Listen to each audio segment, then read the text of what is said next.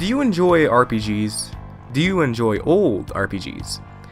Do you enjoy hard RPGs? And do you enjoy JRPGs?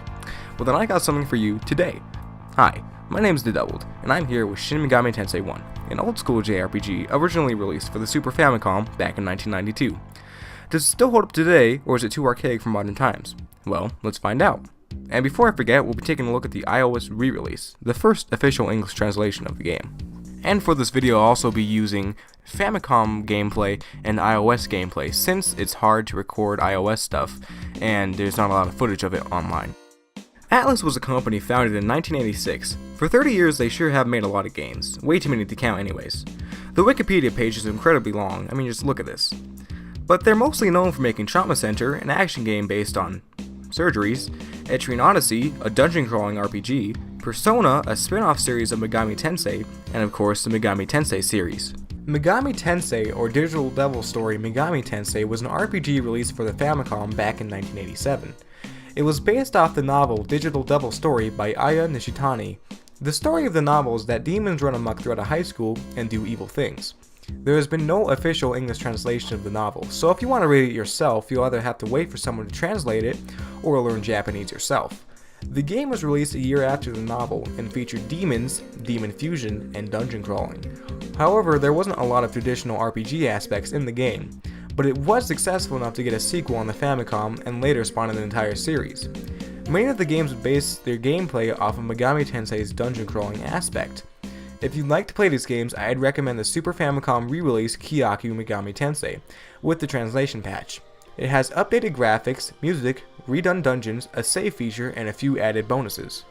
On October 30th, 1992, 2 years after Megami Tensay 2, Shin Megami Tensay was released, and its legacy began. After its release, it was well received by many critics and magazines. Famitsu, a gaming magazine well known for giving harsh reviews, even gave the game a 36 out of 40, one of the few to earn that score. However, it was criticized for its high encounter rate and high difficulty. This didn't stop Atlus from becoming a well-known company though. Throughout the years, the game would get 6 re-releases, one for the TurboGrafx 16, Sega CD, the Wii Virtual Console, and PlayStation 1. The PlayStation 1 and Sega CD release was a rework of the first game featuring new graphics and redone sound. It would then be worked into a GBA port with compressed music and graphics, and in 2012 the GBA port was then re-released on the Japanese iOS with the original uncompressed PS1 music and graphics. And finally, it arrived for the first time in America on March 18th, 2014. Shin Megami Tensay spawned over 47 games that were either spin-offs or direct sequels, and new games are still being released today. Tokyo Mirage Sessions is a crossover event between SMT and Fire Emblem. Shin Megami Tensay 4 Apocalypse is a game based off of the recent SMT 4, and Persona 5 is the latest game in the Persona series. Oh, and for those of you that are wondering what Megami Tensay even means, Megami means goddess and Tensei means reincarnation in Japanese, so the English translation would be goddess reincarnation. Then Shin came along, and since Shin means true, the newer releases would have the title True Goddess Reincarnation, though I'll just be regarding it as Shin Megami Tensay or SMT for the rest of the video. The game featured the standard dungeon crawling, demons, demon fusion, demon negotiation, an overhead view map, status ailments, and stick figures. Gameplay is very similar to the first 2 games, however this game did introduce the addition of 6 party members, magnetite, and an alignment system. I'll go into details about both in a bit. Shin Megami Tensay is a dungeon crawler set in the first person. This game involves the player traversing many labyrinths to find plot-significant events, people, items, important places, and demons. While it may be hard to get used to the first-person point of view, you quickly become a natural moving throughout many of the areas. Movement speed is a little sluggish since it's such an old game, but eventually you'll get used to it and you'll be cruising through dungeons. If you have a guide, that is. The PS1 re-release did fix a lot of issues that the original had, such as high encounter rate, but unfortunately it did not fix the confusing area designs. I do realize that labyrinths are supposed to be maze-like, but wandering around a dungeon for an hour is not fun. It also doesn't help that areas have very similar textures, so it's very easy to get lost without a guide. The auto map can sort of alleviate this problem, but it's too small to help actually fix it. And as I mentioned before, throughout many of the areas you'll encounter demons, the enemies of this game. The demons in the Megami Tensay series are all based off of many different stories, history, and religion. Each demon has a very unique design and history, which can be read up on the Megami Tensay wiki. Now when you encounter a demon, you have one of 3 options. A. You can run away from the fight and not earn any money or experience. B. You can fight the demon and earn money and experience. Or C. You can talk to the demon. Battles in this game are very simple. Based on your speed stat, either you, a party member, or the enemy will attack first. Each enemy has its own special weakness, resistance, or immunity. In a way, it's almost like Pokemon. If you hit the demon with an attack it's weak to, you'll deal extra damage. Hitting a demon with an attack that it blocks or is immune to will deal no damage. Stick figures indicate how many demons are currently fighting you, since only one enemy sprite can be displayed at a time. So make sure you know what enemy is weak to what, and use multiple hit attacks, or else you'll most likely be dying to normal encounters. When you talk to a demon, you're going to have to do two things. Decide what your approach will be, and answer their questions correctly. Some demons respond well to you being aggressive, while others may run off or stop talking to you altogether. But when you manage to convince them to listen to you, you can ask them for money, magnetite, chase them off, or have them join your party. Each response can benefit you, but you'll most likely want to recruit them first. So after you ask them to join your party, they'll ask you for items. Depending on what demon they are, if you disagree to giving them an item, they'll ask you for something else or attack you. Success is also based on your alignment, so if you're lawful, then you can't talk to chaotic demons and vice versa. Neutral is very different from both Law and Chaos. For Law and Chaos, there are two rankings, Law Chaos and EX Law Chaos. Neutral can interact with both Law and Chaos, but not the EX versions of them, so keep that in mind. The Cathedral is an area in the game where you create powerful demon. Demon fusion involves fusing two demons together or fusing three to create a powerful demon. Many of the demons that you fuse will often have better stats than that of a random demon, but there's always some that end up being weaker than those fused or useless, such as slime. The amount of fusions in this game is quite impressive, with there being well over 100 demons to fuse in multiple ways. Be wary of fusing too much, as there's a small chance that a fusion accident will happen, meaning that you'll end up with a random demon rather than the one that you wanted. Make sure to make the most of demon fusion to have an overpowered team. In order to have a demon in your party, you'll need to summon them at the cost of a fee. Once you've summoned a demon, you'll have a steady supply of mag, short for magnetite, to walk around. You'll find mag by talking to demons or finding them in chests. Without mag, your demons will slowly die with every step. This is to keep gameplay balanced, but even without demons, your human party members should be able to keep you going no problem. So if you're going to take on a boss, I'd recommend getting good equipment for you and your friends so that you can make it through a dungeon and summon the demons last minute. But this is only for the beginning parts of the game. After the third dungeon of the game, SMT takes you out of Tokyo and into the barren wasteland, filled with tons of demons and confusing areas.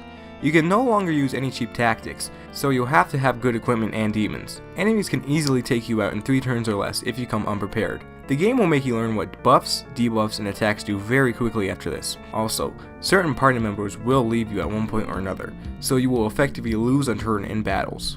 I really didn't like how sudden the difficulty changed. A lot of other Megami Tensei games do this as well, but this one feels really off. Perhaps its age has something to do with it. With it being the first SMT game, Atlas probably didn't see this difficulty increase this big. Maybe I've been pampered by the newer entries, but if you enjoy stuff like this, then I guess you'll be fine with it. The original Super Famicom release of the soundtrack had some pretty catchy songs. I do think that some of the instruments could have been changed though. However, the PS1 re-release had an incredible redone soundtrack, filled with atmospheric rocking and funky music. I mean, just listen to Castle of the Four Gods.